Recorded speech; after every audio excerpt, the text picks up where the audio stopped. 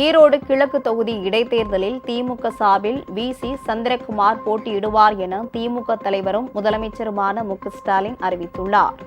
இது தொடர்பாக அவர் வெளியிட்டுள்ள அறிக்கையில், காங்கிரஸ் கட்சியுடன் கலந்து பேசியதில் திமுக இந்த தொகுதியில் போட்டியிடுவதாக முடிவு எடுக்கப்பட்டதாக தெரிவித்துள்ளார். அதன்படி ஈரோடு கிழக்கு சட்டப்பேரவை இடைத்தேர்தலில் திமுக தலைமையிலான கூட்டணி கட்சிகள் ஆதரவுடன் திமுக வேட்பாளராக வி.சி. சந்திரகுமார் போட்டியிடுவார் என்று முதலமைச்சர் ஸ்டாலின் தெரிவித்துள்ளார். இந்நிலையில் எமது செய்தியாளர் R.K. குமாரிடம் பேசிய திமுக வேட்பாளர் சந்திரகுமார், திமுக கூட்டணிதான் தேர்தலில் வெற்றி பெறும் என்று நம்பிக்கை தெரிவித்தார். இந்த ஈரோடு கிழக்கு தொகுதி இடைத்தேர்தலை பொறுத்தவரையிலும் திராவிட முன்னேற்ற கழகம் மிகப்பெரிய வெற்றியை பெறப் போகிறது. அதில் எந்த மாற்று கருத்தும் யாருக்கும் இருக்க தேவையில்லை.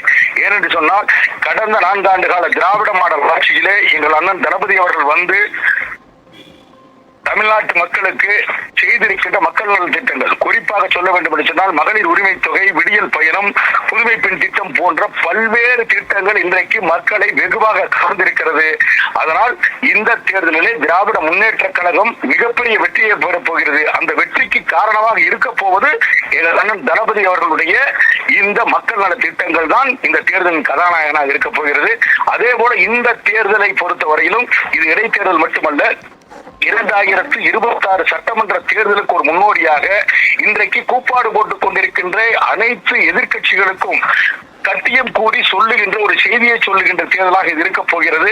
இனி எதிர்வரும் காலத்திலே திராவிட முன்னேற்ற கழகத்துடைய திராவிட மாடல் அரசுதான் அண்ணன் தளபதி தலைமையிலே தமிழ்நாட்டிலே இருக்கும் தொடர்ந்து என்பதை கட்டியம் கூறுகின்ற தேர்தலாக இந்த தேர்தல் இருக்க போகிறது சார்.